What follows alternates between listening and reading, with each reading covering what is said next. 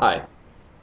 I find often that if I'm in a really positive mood, I'll put a video online, and if I'm in a slightly more contrast-filled mood or feeling a bit more self-doubtful, dissatisfied, then I'll often not want to. I won't put videos up. I think, oh, it's not really very good enough, or whatever. And I want to share today something that I do, and lots of people I'm sure do it, and if you haven't done it, I recommend you do.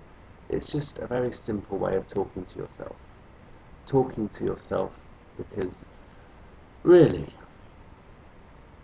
the question is, what is our self? Looking out into these eyes of people who are uploading videos, who are waking up, it's like looking at myself, but not myself. It's like looking at something bigger.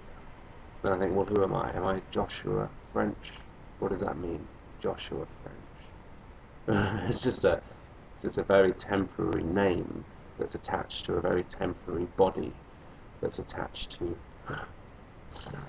this temporary society, and it's all nonsense really. It's just a story. But there's nothing wrong with a story. I don't mean to say that nonsense is bad. I'm just saying that it doesn't really matter.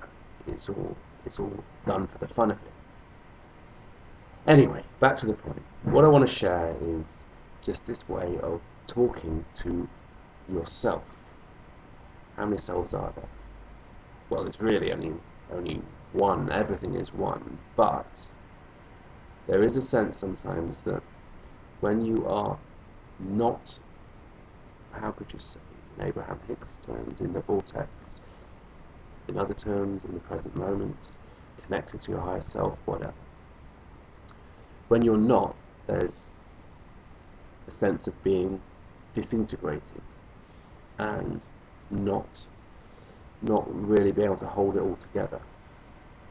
And it's only when you get back in that place that there's a real sense of unity.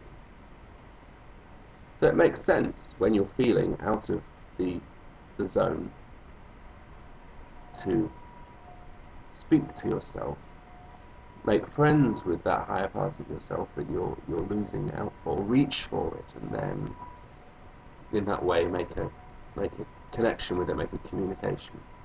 So an example, I don't feel too bad today, but I don't feel particularly buzzing, so I'm going to just share with you what I would do, how I would talk to myself. That's a bit weird, because I don't normally do this online, but it's only my ego that's embarrassed about it. So. Okay, so here I am. I've got the morning off. I've got to go to work later, and I've still got this feeling that there's something I should be doing, something I should be achieving. Why is it so hard to let go of? I know you're there. Can you answer this for me? Why is it so hard to let go of this feeling that I should be achieving something?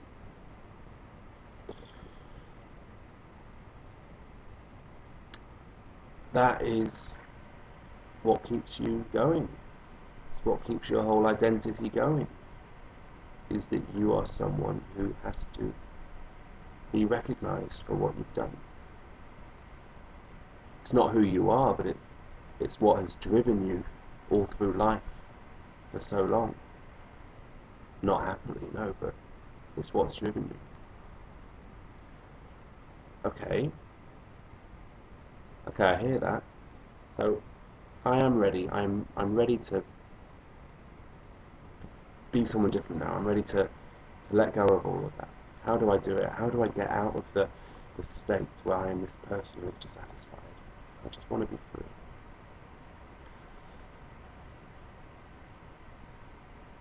It's scary for your mind and your ego to let go of all of that. So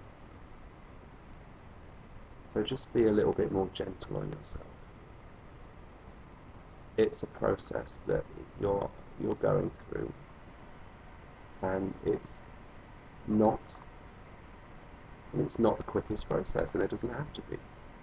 But if you could take a wider perspective and you could look back on how your life has changed over 2 years since finding out about Eckhart Tolle, law of attraction, Abraham-Hicks, all these things, and beyond all that, and intertwined with that, the natural awakening that is happening for some reason in the cosmos,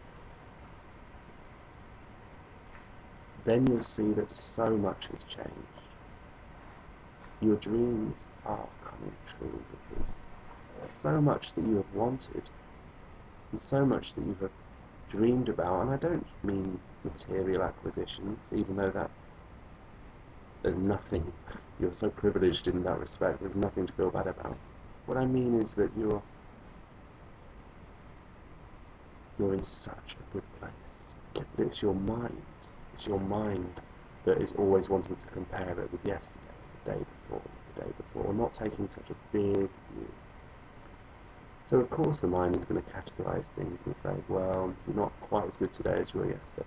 But on a general level, you are always much more present and much more in the vortex than you were before. So it's going to take bigger loads of enthusiasm, bigger feelings of ecstasy before you can feel, oh, today was a special day.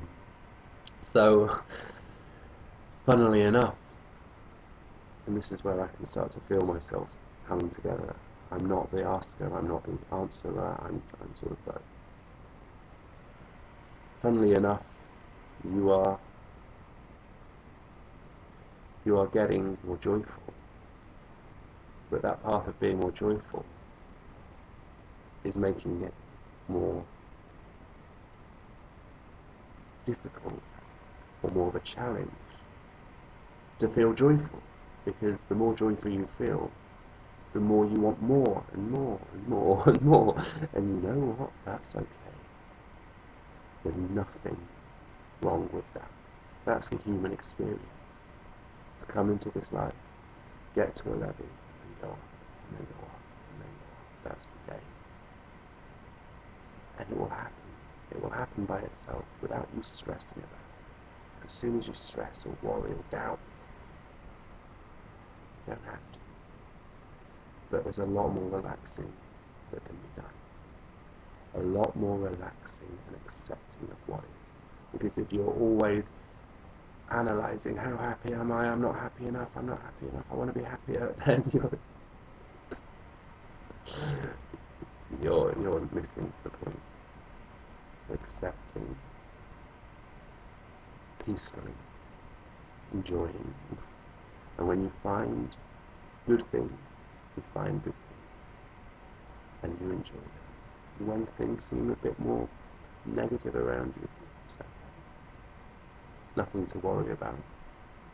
It's just life going about its business. Watch it. Don't get involved in it. All is good. So here you see, if anyone's watching this video, you can see that you can just talk to yourself like that. It might seem weird at first, but the more you do it, the better it gets. And now, this person here is having a much more uplifting and true and vibrant reality, simply because he always knew the answers. You just needed to ask, just need to reach out and get it. Okay, see ya.